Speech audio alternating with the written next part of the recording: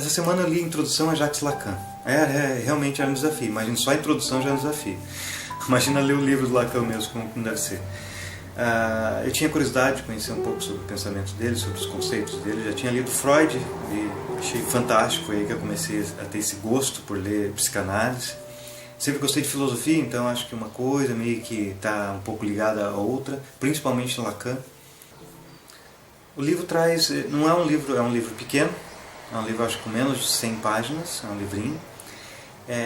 Ele traz os principais conceitos da carreira de Lacan.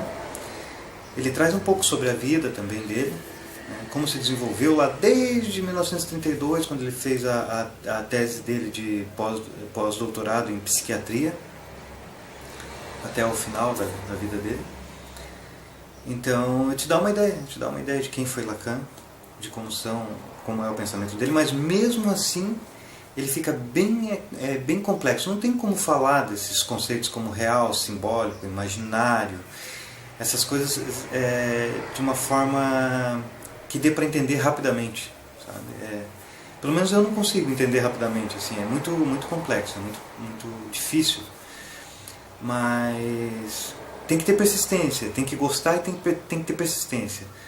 Bom, o livro começa ali pela tese de doutorado dele em psiquiatria, que ele fez em 1932, da psicose paranoica e suas relações com a personalidade. Depois ele fala um pouco sobre a personalidade, como ela se forma, né? Um indivíduo, a personalidade dele se forma através do outro, né? Através da socialização dele, ele observa no outro e aquilo que ele observa no outro ele vai retendo para ele e vai formando o seu eu. Depois fala de Margaret Anjou, o caso Amy, que o Lacan estudou por um bom tempo. Essa mulher, ela tinha uns 38 anos de idade mais ou menos, ela foi internada no Hospital Saint-Anne, onde o Lacan trabalhava na época, né? Essa mulher, ela atacou a atriz Huguette Duflos, se não me engano é esse o nome da atriz. Ela atacou com uma faca quando a mulher saía de um teatro, mas machucou só a mão da mulher, não chegou a ferir ela realmente gravemente, né? Mas foi internada, e ficou internada por anos, né? Ela tinha o que Lacan depois colocou como paranoia de autopunição. Lacan acreditava nisso porque essa mulher, a história dela era de que ela escrevia, ela tinha alguns ideais, ela tinha uma imagem do que era sucesso, mas ela não conseguia alcançar esse sucesso de forma alguma. E aí eu não sei, porque eu não li sobre esse caso a fundo, que ela começou a desenvolver alguns delírios de perseguição em relação a essa atriz, que achava que essa atriz perseguia o filho dela, parece. Ela foi lá e atacou a mulher. Só que Lacan entende que, como ela tinha esses ideais e não alcançava esses ideais, essa mulher, essa atriz, estava no lugar desse ideal dela, estava no lugar dela. Então ela tinha que tirar essa mulher de lá, porque aquele era o lugar dela. Então ela ataca. Na verdade, o que Lacan diz é que quando Amy atacou Duflos, ela atacou, na verdade, a ela mesma. Ela estava tentando destruir aquele ideal que ela não alcançava. Sabe? Era tipo uma paranoia de autopunição, como ele disse.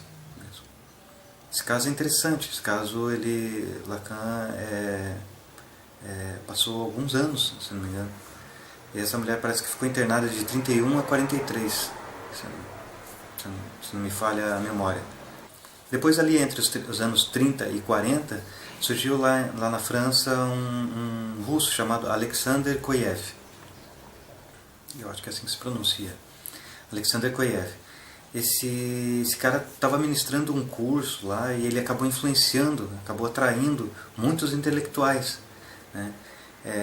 Entre esses intelectuais era Sartre, Jean-Paul Sartre, o Lacan, né? E ele pregava uma filosofia hegeliana, a filosofia de Hegel. Eu nunca li Hegel, mas já ouvi falar dele, é um grande filósofo. Então ele influenciou bastante o pensamento desses intelectuais na época. E através dessa influência dele foi que Lacan criou o conceito de estádio do espelho. O estádio do espelho, pelo que eu entendi, é o seguinte: o bebê nos primeiros meses de vida dele, ele não conhece ainda os limites do corpo dele. O peito da mãe é parte dele também, sabe? Então, a partir da hora que ele começa tipo assim, se ele for colocado na frente do espelho, ele não consegue reconhecer ele ainda. Ele não sabe ainda o que é dele e o que não é dele. O que é do corpo dele e o que não é do corpo dele. Até que ele começa a entender, até que surge o pai para ele, e ele começa a entender que ele não é o centro da atenção. Né? E aí as ilusões dele, narcisista, ou as idealizações dele começam a se desfazer.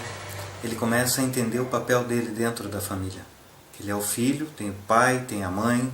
Né? O estado de espelho é mais ou menos isso. É quando a pessoa, o bebê, ele começa a entender que ele é uma pessoa, que a mãe dele é outra e que o pai dele é outro. Aí depois fala sobre imaginário. O imaginário, que eu entendi, vem do estágio do espelho. O estágio do espelho. São as imagens depois que foram criadas, né, que ele desenvolveu, e aí ele passa a ser as idealizações dele, as fantasias, né, as ilusões, vem desse imaginário. E aí em 1953 começam os seminários de Lacan. No começo era na casa dele, aí depois começou a dar muito movimento, começou a ficar badalado o negócio, aí transferiram para um anfiteatro, se não me engano, que ficava no Hospital Saint-Denis, lá onde ele trabalhava. Entre as décadas de 50 e 60 surgiu na França um movimento chamado estruturalismo. Não sei se ele veio de Lévi-Strauss, mas esse movimento ele tinha vários intelectuais também. Né? Ele tinha o Jean-Paul Sartre, ele tinha o Michel Foucault, né? E ele tinha o Lacan. E essa ideia do estruturalismo ele influenciou bastante Lacan, ele influenciou também, né? Influenciou na ideia dele do inconsciente. Eu acho que dessa ideia do estruturalismo é que veio o simbólico, o conceito de simbólico.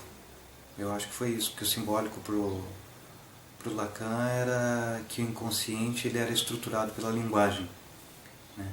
E que haviam vários significantes, e essa mistura dos significantes, eles resultavam num significado. Né? Esse significado ele estava acho que na linguagem. Né? São as palavras. É o que é dito, o que tem um significado. Depois fala sobre o fantasma. O fantasma é interessante. Até parece ser uma coisa simples, mas eu tenho certeza que é muito mais do que eu consegui entender até agora. O fantasma é o desejo que não é realizado. E parece que já começa lá no estádio do espelho. Isso. O desejo que não é realizado. Tipo, eu tenho um desejo de alguma coisa. Eu tenho um desejo. E esse desejo não tem como eu realizar. Então a minha mente cria uma fantasia para que eu me satisfaça com aquela fantasia, que eu sinta que eu não alcancei o que eu desejava realmente, mas eu tenho algo, uma fantasia dentro de mim que me satisfaz da mesma forma. Então acho que esse é o fantasma que ele quer explicar no livro. O livro é muito bom para quem tem curiosidade em saber um pouco sobre os conceitos de Lacan, um pouco sobre a vida dele, desse grande psicanalista que influenciou e influencia até hoje, né, na área da psicologia, na área da psicanálise. Obrigado por quem assistiu, desculpa alguma interpretação incorreta, é a primeira vez que eu leio alguma coisa sobre Lacan, são conceitos bem complexos, como eu já disse, né, mas eu só queria passar um pouco sobre esse livro, né, para quem tiver interesse. É um livro muito bom, eu recomendo.